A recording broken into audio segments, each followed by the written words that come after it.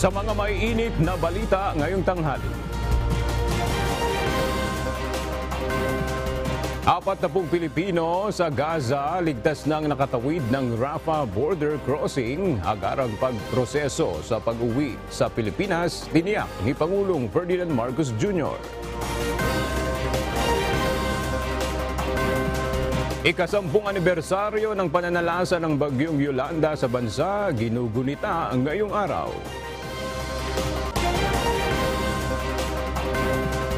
Dating Pangulo at Pampanga Representative Gloria Macapagal Arroyo, sinabing walang balak maging House Speaker. Suporta kay Speaker Martin Romualdez muling tiniyak. Dating Pangulong Rodrigo Duterte itinanggi ang pagkakadawit sa umano'y planong destabilisasyon.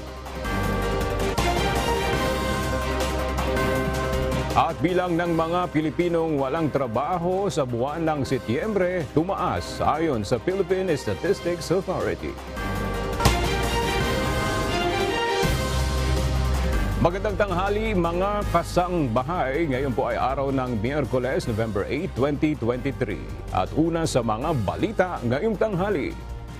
Target ng Israel sa bagong yugto ng gera nito sa Gaza ang mga tunnel at command structures ng Hamas militant group sa northern Gaza. Batay sa security sources, posibleng abutin ng ilang buwan ang operasyon. Nagsagawa ng pag-atake ang Israeli forces sa Gaza mula sa ere at gumamit ng ground troops upang hatiin ang teritoryo sa dalawa kasunod ng pag-atake ng Hamas sa gunman sa Israel kung saan 1,400 ang nasawi at nasa 240 ang hostages. Sa mga nakalipas na araw, pinalibutan ng Israeli troops ang Gaza City at nakipagbakbakan sa Hamas fighters. Sa ulat ng Palestinian health officials, mahigit na sa 10,000 tao ang bilang ng mga nasawi sa Gaza. Sa gitna ito ng mga tumitinding diplomatic pressure para sa isang humanitarian ceasefire. Iniulat ngayon ni Pangulong Ferdinand Marcos Jr. na may mga Pilipino nang nakalabas ng Gaza Strip at nakatawid na ng Rafah crossing border. Ayon sa Pangulo, agad na pauuwiin ng Pilipinas ang mga Pilipino sa oras na makarating sa Egypt. Mula sa Malacanang, makibalita tayo kay Nel Maribohok live.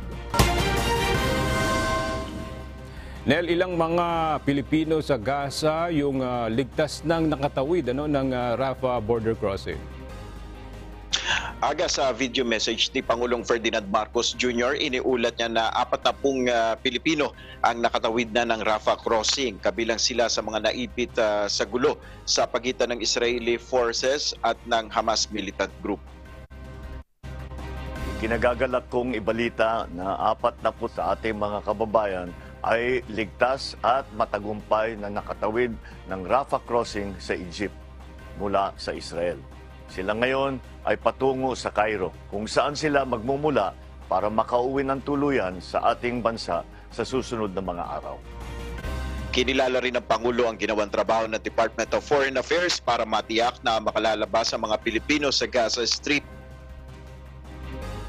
Naisaayos natin ito dahil sa pagtutulungan ng Department of Foreign Affairs at ng ating mga embahada sa Israel, sa Jordan at Egypt upang maisakatuparan ang pagtulong sa ating mga kababayan. Nagpasalamat rin ang Pangulo sa mga pamahalaan ng Israel at Egypt dahil sa pagbibigay prioridad sa mga Pilipino upang makalabas ng kanilang teritoryo. Kinilala rin ni PBBM ang mediation effort ng Qatar na siyang naging dahilan upang magbukas muli ang mga border ng naturang bansa. Umaasa naman si Pangulong Marcos na ang mga natitirang mga Pilipino na nagnanais ring makauwi kasama ang kanilang mga asawa at mahal sa buhay ay makatatawid rin ng maayos sa Rafah border. Ayon sa Pangulo, muling magbibigay siya ng update ng kanyang tanggapan ukol sa mga pangyayari sa naturang bansa. Yan muna ang ating update. Balik sa iyo, Aga. Maraming salamat, Nel Maribohok. Nakauwi ng kahapon ng hapon ang ika-6 na batch ng mga overseas Filipino workers mula sa Israel. Kinabibilangan ito ng 42 OFW at isang sanggol. Nagpasalamat naman ang isa sa mga nakauwing OFW na unang nakauwi ang kanyang asawa bago ang pag-atake ng Hamas militants. Narito ang report ni Ryan Lacanlale. 10 taon ng OFW si Jessel sa Israel, pero ngayon lang daw nangyari na nakapasok ang mga terorista sa kanilang lugar sa Jerusalem. Maging ang mga raket na pinakakawalan ng Hamas, hindi lahat nasasalo ng Iron Dome na pangdepensa ng bansa.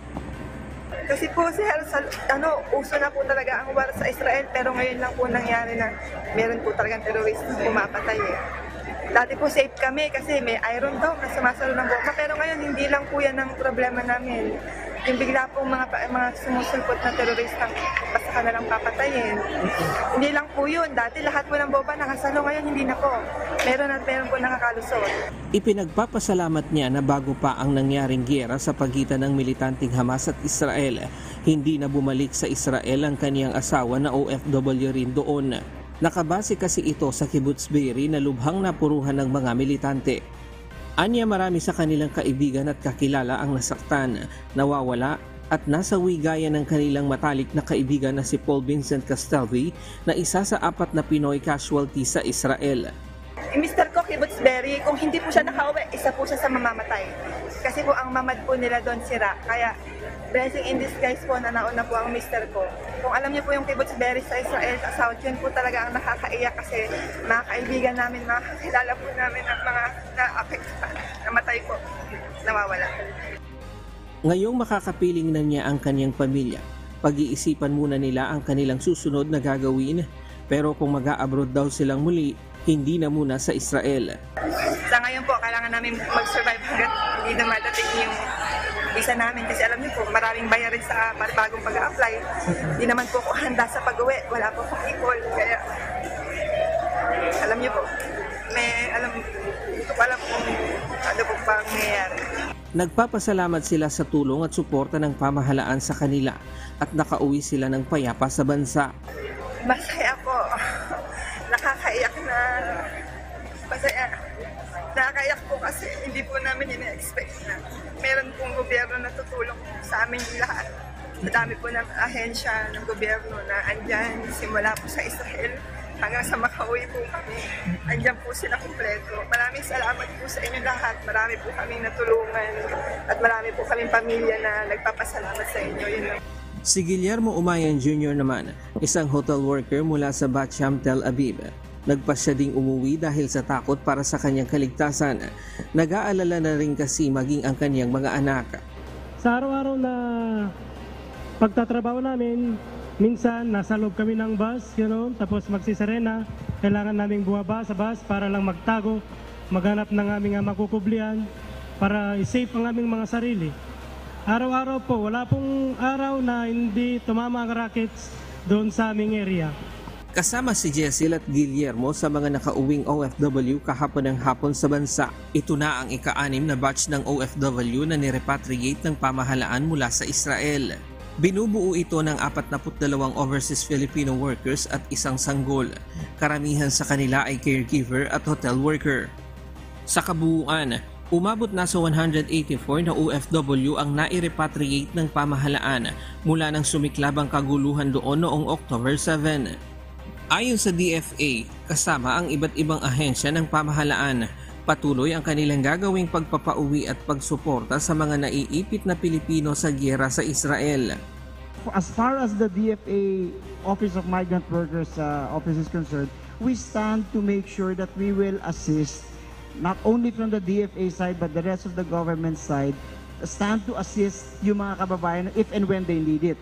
Makatatanggap ng tig 50,000 pesos na financial assistance ang bawat umuwing OFW mula sa Department of Migrant Workers at Overseas Workers Welfare Administration o OWA. Bibigyan rin ang mga ito ng livelihood assistance mula sa DSWD at TESDA at ng psychosocial counseling. Ryan Lacanlale, UNTV News and Rescue. Diyos ang aming sandigan, serbisyo publiko ang aming pinahahalagahan. Samantala, nakatakda ring dumating mamayang gabi ang 10 pang mga Pilipino na ni-repatriate ng pamahalaan sa gitna ng umiigting na banta ng gera sa Lebanon. Sa opisyal na post ni Department of Migrant Workers, Officer in Charge Hans Leo Kakdaak, sinabi nito na kabilang sa mga darating mamaya ang 8 overseas Filipino worker mula sa Lebanon at 2 ang galing sa West Bank. Muli namang tiniyak ng pamahalaan ang pagkakaloob ng tulong sa mga OFW na napilitang umuwi ng Pilipinas sa gitna ng gulo sa ibang bansa. Pinangunahan ni Pangulong Ferdinand Marcos Jr. ang paggunita sa ika-10 taon ng pagtama ng bagyong Yolanda sa Tacloban, Leyte. Sa kanyang talumpati, nagpasalamat si PBBM sa lahat ng tumulong upang muling makabangon ang bayan at buong lalawigan. Sinabi pa ng Pangulo na ang super typhoon na ito ay isang malinaw na senyales ng epekto ng climate change na kailangang paghandaan at agapan. Bibiyahe papuntang Estados Unidos sa susunod na linggo si Pangulong Ferdinand Marcos Jr. Ito ay upang dumalo sa Asia-Pacific Economic Cooperation Summit sa San Francisco, California. Ayon kay Foreign Affairs Undersecretary Charles Jose, malaking bagay para sa Pilipinas ang pagdalo sa APEC dahil sa trade partnership. Pangunahing isusulong ng Pangulo sa APEC Leaders Summit ang ukol sa enerhiya, modernisasyon ng healthcare system at digitalization. Pagkatapos nito ay tutungo ang Pangulo sa Los Angeles, California at Honolulu, Hawaii para sa working visit. Bibisita rin si PBBM sa US Indo-Pacific Command sa Hawaii. The President is keen to push for financing a just, sustainable, and affordable energy transition through partnerships with the business sector. He will emphasize the need to invest more on clean energy to preserve and protect the environment while ensuring that we are energy secure and sufficient.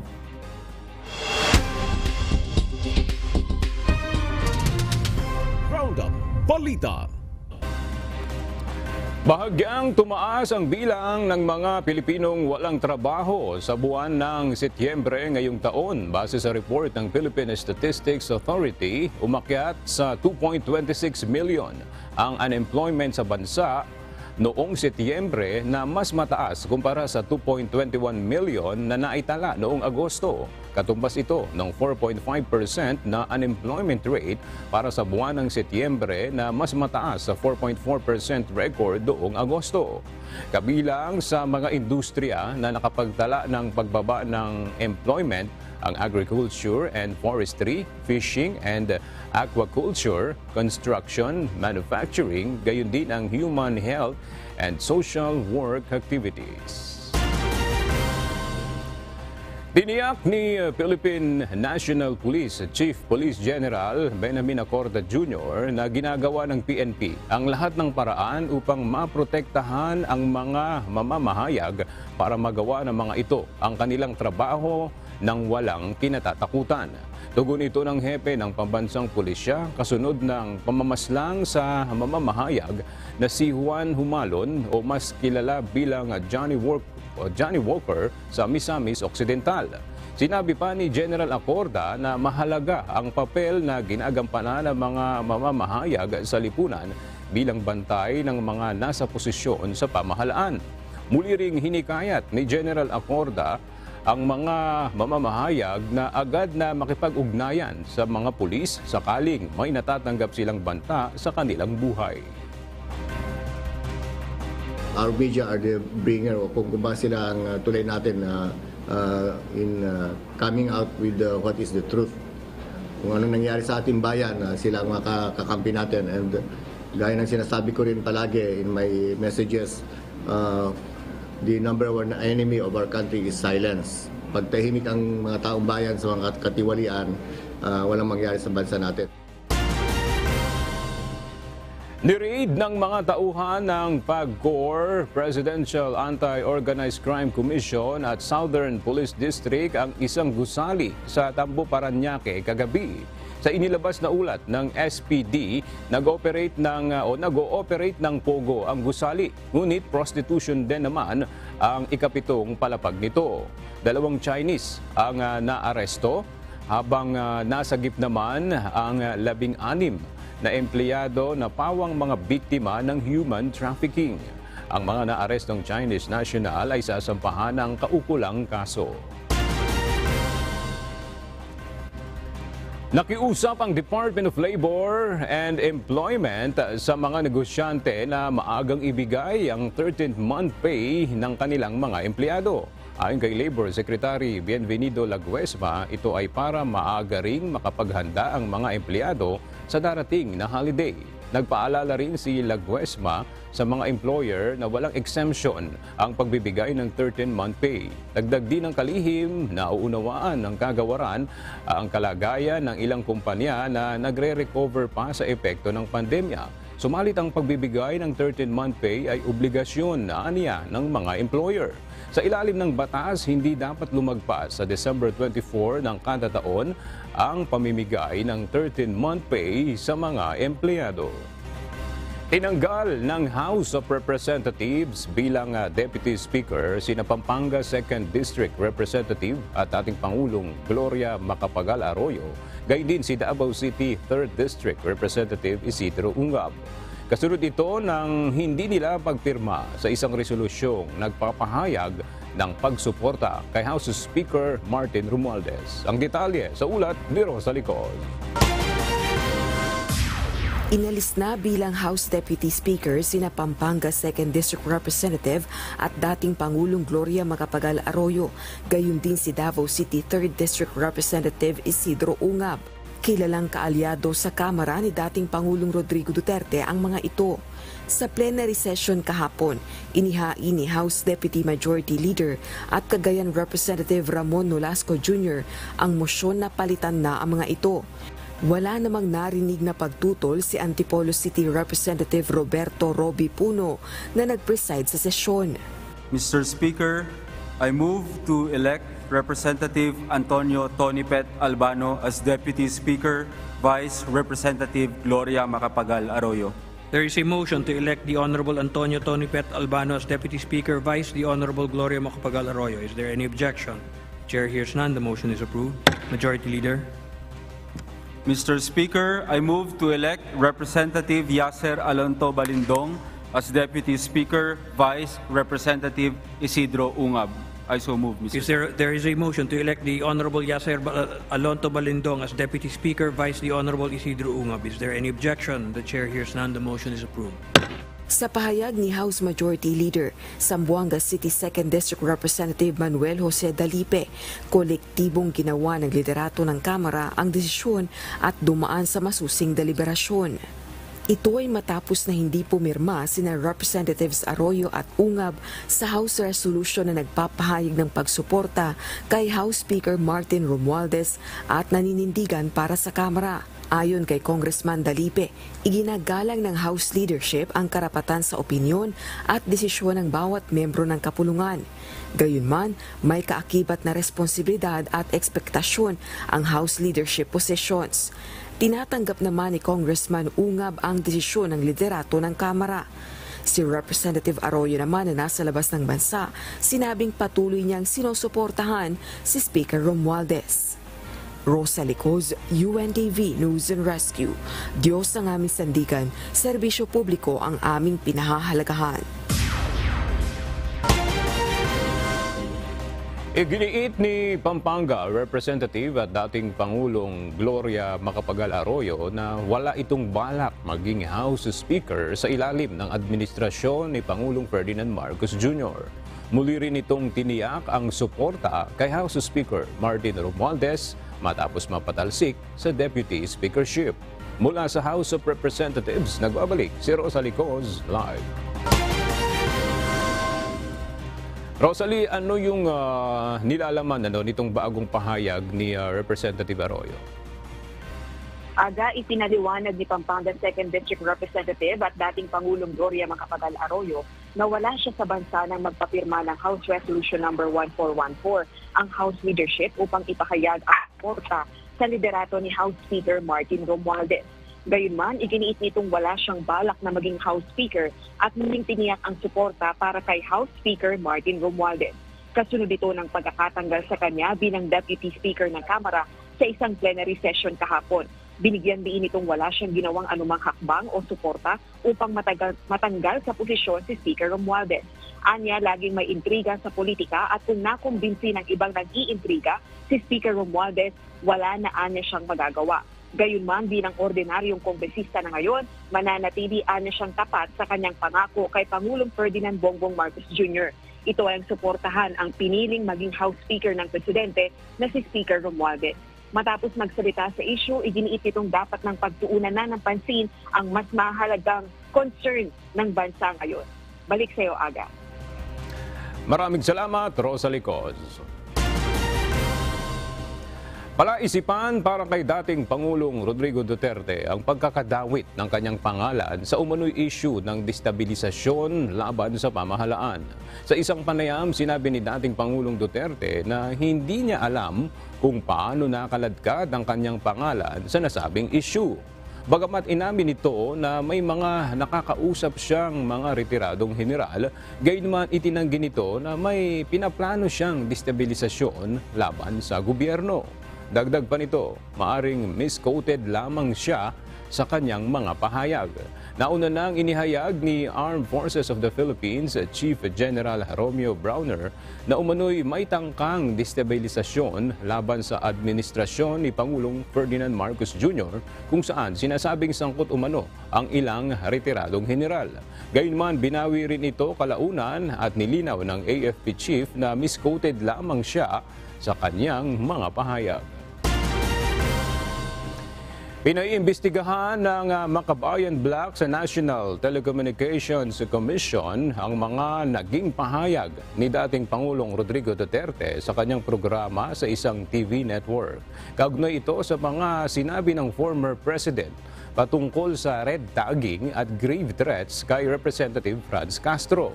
Sa inihaing resolusyon ng grupo, binigyang diin ito na ang October 11 episode ng naturang programa kung saan binantaan umano at inakusahan ng pagiging kasapi ng rebelding grupo ng dating Pangulo ang mambabatas ay malinaw na paglabag sa journalism standards na nangangailangan ng agarang aksyon ng NTC. Malugod na tinatanggap ni Vice President Sara Duterte ang inihaing petisyon sa Korte Suprema laban sa kanyang confidential funds noong nakaraang taon. Ayon sa pangalawang Pangulo, paraan ito upang matuldukan na ang isyung ipinupukol sa kanya. Ang detalye sa ulat ni Rosa Licos. Tila hindi nababahala si Vice President Sara Duterte matapos na dalhin sa Korte Suprema ang usapin sa natanggap ng kanyang opisina na 125 million pesos na halaga ng confidential funds noong 2022. Ipinauubaya na nito sa Korte Suprema ang desisyon kaugnay ng kontrobersyal na pondo. Inaprobahan ni Pangulong Ferdinand Marcos Jr. ang paglilipat sa 125 million pesos na halaga ng confidential funds para sa Office of the Vice President noong 2022. Malugod po naming tinatanggap ang pagkakataong talakayin ang legalidad ng paglilipat ng pondo. Umaasa kami na ang dunong ng Korte Suprema ay magiging daan upang tuluyang matapos ang usapin na ito.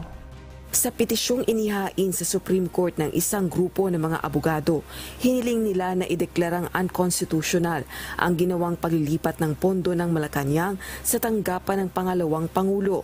Nais din nilang ibalik ng Office of the Vice President ang 125 million pesos na pondo. Base sa aming petisyon, sinasabi namin sa Korte Suprema na ito ay hindi sang-ayon sa ating saligang batas dahil Kongreso lamang ang pwede gumawa ng isang budget item na ang nangyari na sa paglipat ay ang Executive Department ang gumawa ng isang item na confidential fund. Kabilang din sa mga petitioner ang dating spokesperson ni former Vice President Leni Robredo na si Barry Gutierrez, Christian Monsod, Gus Lagman at ang tinanggal na Finance Undersecretary Shelo Magno. Rosa Licos, UNTV News and Rescue. Diyos ang aming sandigan, serbisyo publiko ang aming pinahahalagahan. Pinaiimbestigahan sa Senate Committee on Ethics kung sino ang may kagagawan sa umano'y nag-leak na impormasyon mula sa naging pulong ng mga senador kaugnay ng Confidential at Intelligence Funds o CIF. Ito'y matapos maglabas ng sama ng loob si Senator Jingo Estrada sa sesyon kahapon kaugnay ng isang artikulo kung saan kasama ito sa 9 na senador na pinangalanan na pabor umano sa pagbabalik ng confidential funds ng Office of the Vice President at Department of Education na tinapyas na ng Kamara. Giit ng senador, hindi totoo ang nakasaad sa balita. We never voted with regard to all the intelligence fund or confidential fund. In fact, we agreed unanimously to remove all the confidential and intelligence fund, not only that of the Office of the Vice President, but all security or civilian agencies na merong confidential and intelligence fund. They are putting us in a bad light, and I condemn this, and I take offense on this.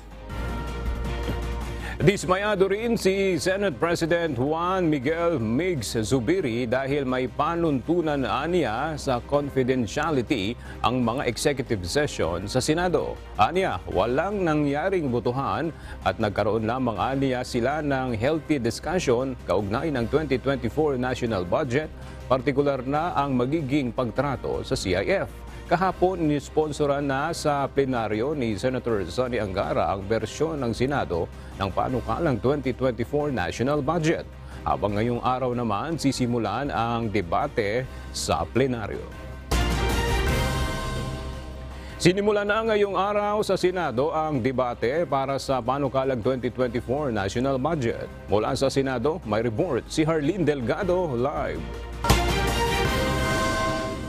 Arlene, ano-ano na ang natalakay sa plenaryo sa Senado at ano yung timeline para sa pagpasa ng pambansang pondo?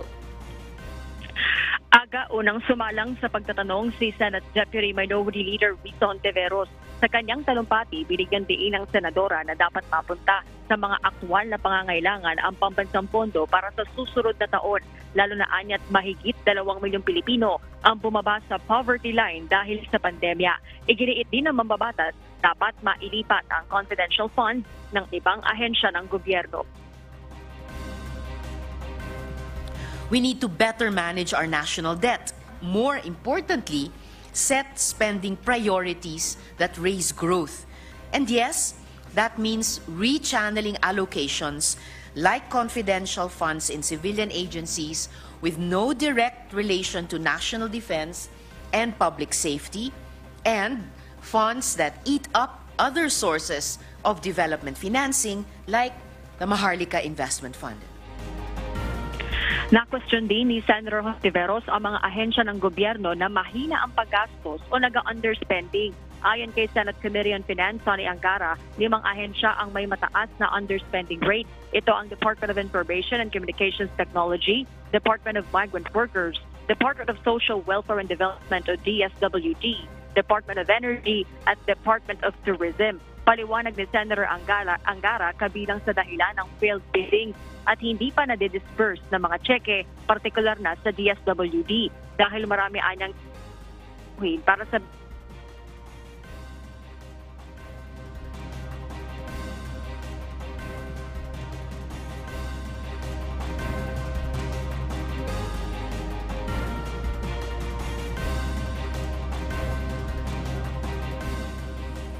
Maraming salamat, Harleen Delgado.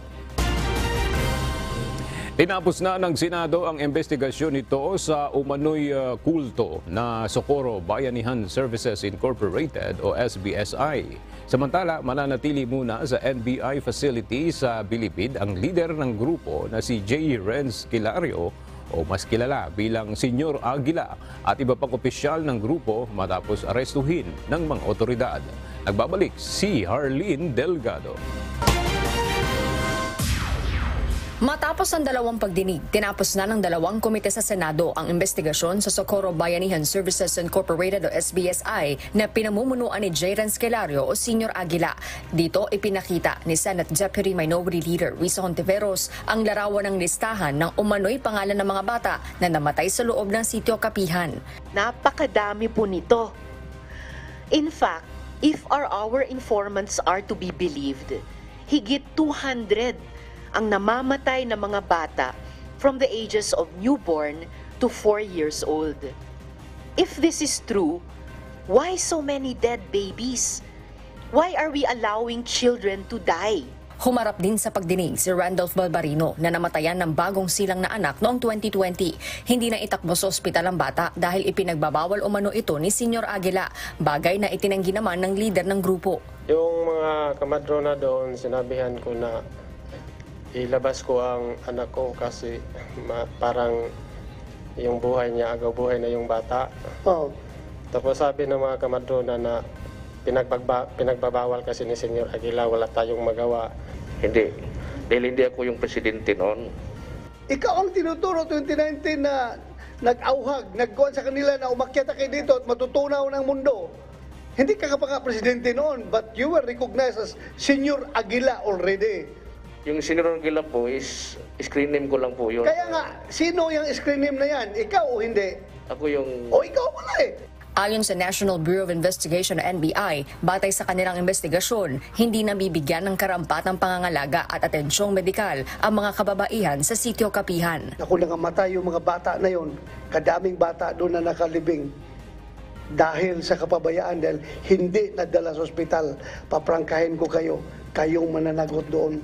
Bago isara ang pagdinig, binasa mismo ni Senator Ronald De La Rosa ang warrant of arrest na inilabas ng isang korte sa Surigao del Norte laban kina Senior Aguila at 12 opisyal at miyembro ng SBSI dahil sa kasong qualified trafficking in persons. Walang piyansa o bail na itinakda ang korte para rito. Sir, you have the right to remain silent. You also have anything you say to be against your report of law. Naiintindihan niyo po ba lahat po ang sinasabi mo? I-effect po namin ang warrant of arrest. Dinala sa NBI detention facility sa New Bilibid Prison sa Muntinlupa sina Senior Aguila at iba pang SBSI officials at members. Tingin naman ng abogado ni na Senior Aguila, politika ang nasa likod laban sa mga opisyal ng SBSI. Masyadong orchestrated ito, politically motivated. Kita naman ninyo ang pagtatanong dito. Ina-assume na guilty kaagad at pagka nag-deny ay kinukontempt. Inirekomenda naman ng Socorro Task Force Kapihan na maibalik sa kanilang mga barangay ang mga miyembro ng SBSI na umakyat sa sitio Kapihan bilang parte ng reintegration program. Hinimok naman ni De La Rosa ang Department of Environment and Natural Resources na agad nang bawiin ang kasunduan nito sa SBSI para sa paggamit ng protected area sa sitio Kapihan. Harleen Delgado, UNTV News and Rescue. Diyos ang aming sandigan, serbisyo publiko ang aming pinahahalagahan. Muling nagpaalala ang Commission on Elections sa mga bawal gawin sa paghahain ng Certificate of Candidacy o COC para sa idaraos na special elections sa ikatlong distrito ng Negros Oriental. Ayon sa COMELEC, alinsunod sa kanilang panuntunan, kandidato na agad ang sinumang maghahain ng COC. Narito ang report ni Dante Amento.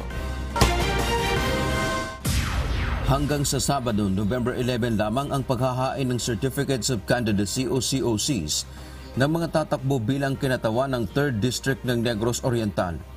Para ito sa idaraos na special elections sa December 9, 2023 upang punan ang nabakanting pwesto ni dating Congressman Arnie Teves na pinatalsik ng Kamara. Ayon kay Commission on Elections o COMELEC Chairman George Erwin Garcia, sino mang tatakbo pagkatapos na maghain ng COC ay isa ng kandidato. Ibig sabihin, sakop na sila ng mga ipinagbabawal ng COMELEC. Kabilang narito ang pangangampanya bago ang campaign period dahil papatak itong premature campaigning na maaring dahilan para madiskwalipika ang isang kandidato. And therefore, i-apply po namin yung Section 80 ng Omnibus Election Code. Ibig sabihin, kayo po ay considered candidates na kaagad. kapag sila ay nag-file ng certificates of candidacy, bawal yung mga fiesta atmosphere, bawal yung mga parang may festival, bawal yung napakadaming tao pag mag-file ng COC. At again, bawal pa muna mangampanya hanggat wala pa yung campaign period. Kahapon ay naghain ng COC si retired Navy Colonel Rinaldo Lopez. Si Lopez ay pinsan ng napaslang na si Governor Ruel Digamo at dating katunggali ni dating Congressman Teves noong May 2022 elections. Siya pa lamang ang naghain ng kandidatura mula nang buksan ang COC filing kamakalawa. Tumanggi naman munang magbigay ng komentaryo si Chairman Garcia kung kwalipikado bang tumakbo muli bilang kongresista si Arnie Teves. Sa katanong ngayon, hindi ko muna masasagot kasi masyado kong ipe-prejudge at saka masyado kong parang ipe-preempt yung magiging action ng COMELEC. Kahit sino po mag-file ng COC, qualified man siya o hindi, of age o hindi, citizen o hindi, registered voter o hindi, ang COMELEC will always accept the certificates of candidacy. Samantala, mano-mano ang magiging botohan at hindi gagamit ng mga makina sa canvassing ng boto. Dante Amento, UNTV, News and Rescue. Diyos ang aming sandigan, serbisyo publiko, ang aming pinahahalagahan. Makalipas ang mahigit 12 oras, hindi pa rin naapula ang sunog na sumiklab sa dalawang warehouse sa May Kawayan, Bulacan. Sa ngayon ay abala pa ang Bureau of Fire Protection sa pag-apula sa sunog at iimbestigahan pa kung ano ang pinagmulan nito. Mula sa May Kawayan, Bulacan, makibalita tayo kay Nestor Torres live. Nestor, ano na yung latest sa sunog dyan sa May Kawayan? Magandang tanghali. Sa ngayon nga ay hindi pa rin tuluyang naaapula ang apoy na dito sa nasusunog na dalawang warehouse. Pero dito sa lugar na kinatatayuan ko ay pansamantala munang tumigil ang mga bumbero dahil nga sa makapal na usok dito sa lugar. Magdamag na binabantayan ng Bureau of Fire Protection ang dalawang warehouse na natupok ng apoy at makapal na usok sa barangay Libtong, May Kawayan, Bulacan. Alas 9 kagabi nang magsimula ang sunog sa So Star Warehouse na storage ng school supplies, general merchandise at paper materials, pati na ang mga module ng mga estudyante ay nasunog din. Nadabay nito ang Sun Hope Warehouse na storage naman ng produkto ng ibinebenta sa online. Ayon kay Fire Superintendent Jeanette Husayan, Bulacan BFP Provincial Director, dahil combustible materials ang nasunog ay mabilis itong kumalat. Parang lang po taga warehouse lang po talaga. Pinag-iimpakan lang po talaga at may mga schedule din po sila for delivery or for out or inventory. Nagkataon lang po siguro talaga na ito nangyari sa kanila sa kasamaan pa. Aminado naman ng mga bumbero na nahihirapan sila sa pag-apula ng apoy dahil pahirapan ang pagpatay dahil sa dami na rin ng laman ng bodega. Combustible material siya, then yung nakita naman natin, open warehouse. So may oxygen talaga nakakain yung yung apoy, kumalat. Medyo mahirap din. Hirapan din tayo kung hindi rin natin mapapasok. Hindi naman makapaglabas pa sa ngayon ng investigasyon ang Bulacan BFP hanggang di nakakausap ang may-ari at naiwang security sa dalawang warehouse. Wala namang natanggap na ulat ang BFP na nasugatan sa mga empleyado ng warehouse dahil wala empleyado nang magsimula ang sunog.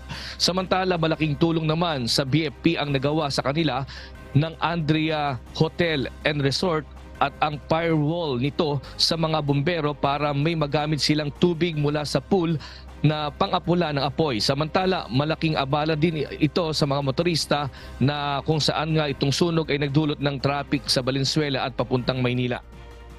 Aga sa kasalukuyan nga ay mapapansin natin ngayon na talagang mausok pa dito sa lugar na kinatatayuan ko. Kumbaga ito ay sa maraming mga bumbero kanina rito, pero kung mausok ay pansamantala muna silang bumaba. Pero wala pang tubig ngayon na patay ng apoy dito sa lugar, nag-aantay yung mga bumbero. Pero dun sa kabilang side naman, kung mapapansin natin sa kabilang side ay kasalukuyang nagbobomba ng tubig ang mga bumbero para maapula ang apoy. Pero sa kasalukuyan ay wala pa silang kasiguraduhan kung hanggang kailan nila ito kumbaga maapula dahil sa hanggang ngayon nga ay tuloy-tuloy pa rin nga yung baga ng apoy, pati yung mismong yung mga yero na bumagsak at yung marami pa rin dito na mga papel at marami ding mga plastic ang kasalukuyan pa rin nakabinbin o natatabunan ng mga yero na kumbaga ay hindi pa rin ito naalis at patuloy pa rin itong nagliliyab. Kaya posibleng tumagal ito ng hanggang mamayang hapon pa ang sunog at patuloy nila itong minomonitor hanggang sa kasalukuyan. Aga. Maraming salamat, Nestor Torres.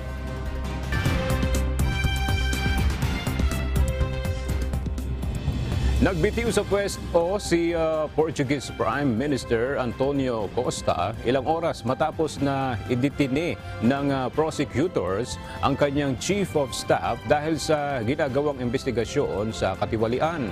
May kaugnayan ito sa paghawak ng administrasyon sa lithium mining at hydrogen projects sa bansa. Ginawa ni Costa ang anunsyo matapos makipagpulong kay President Marcelo Rebelo de Sousa.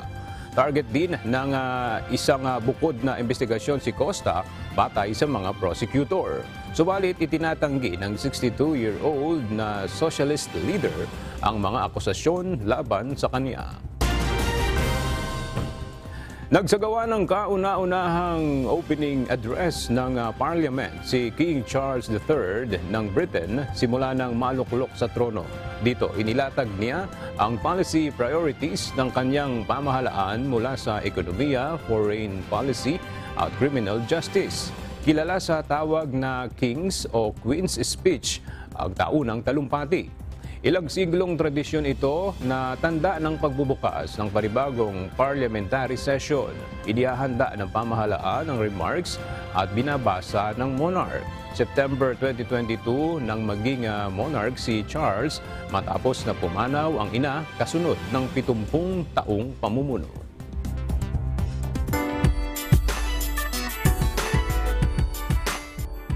Isang bagong single ang ating aabangan ngayong November 10 sa ilalim ng KDR Music House. Ang awiting may pamagat na Untitled ay orihinal na likha ng Damboeña singer-songwriter na si Peniel.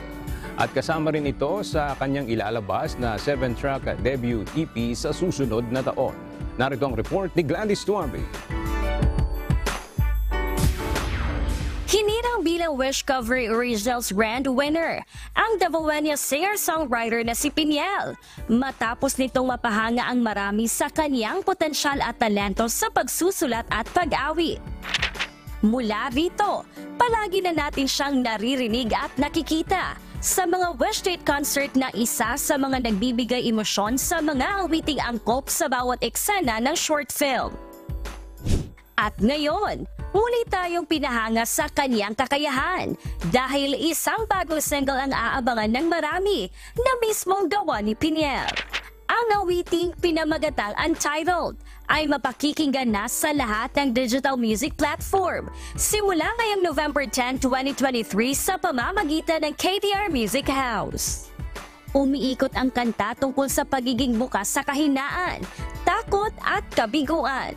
The message of the song is pretty much in summary, a person trying to find peace with their vulnerability or find strength in vulnerability because they've spent a lot of time not being as vulnerable, and for the first time they're like struck with the opportunity to be and they don't know how to act. Nais iparating ng kanta ang laban na maipakita ang totoong sarili na walang halo ng pagpapanggap. It's very much a product of emotion and a product of really strong feelings and ideas about a thing that I went through. The people who would relate to this song are people who have been relatively within their comfort zones their whole lives, or people who have always carried their walls and their barriers with them as a protection against a lot of things.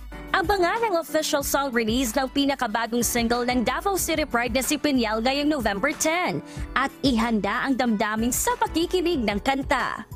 Bukod dito, kaabang-abang din ang ilalabas na 7-track debut EP ni Pinyal sa susunod na taon, kung saan kabilang ang awiting Untitled. I'm very grateful that I've been given every opportunity that has been given to me, and I owe a lot to them because I just got really lucky that I got recognized by such a huge company, and it's been very great because I've been given the freedom and the go signal to express how I want to express, and that's rare. Samantala, nasa mahigit 99,000 subscribers na ang official YouTube channel ng KDR Music House. Kaya huwag kalimutang mag-subscribe at mag-follow para mapakinggan at mapanood ang iyong favorite OPM artists. Gladys Tuwabi, UNTV News and Rescue. Diyos ang aming sandigan, serbisyo publiko ang aming pinahahalagahan.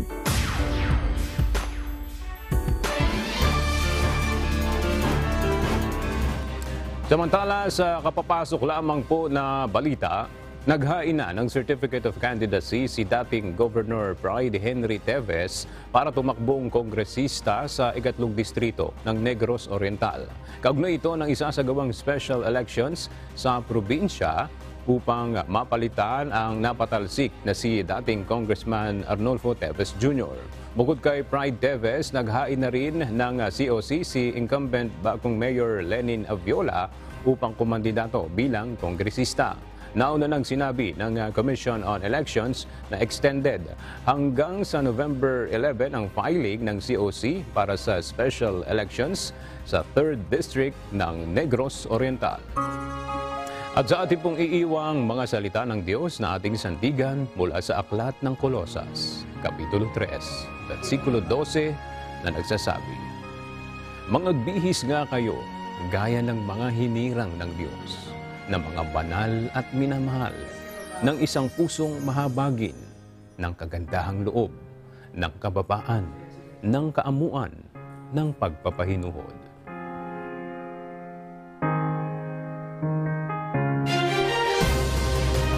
At yan ang mga balitang aming tinutukan at inaksyonan dahil sa aming pagbabalita, una ang pagkalinga sa kapwa.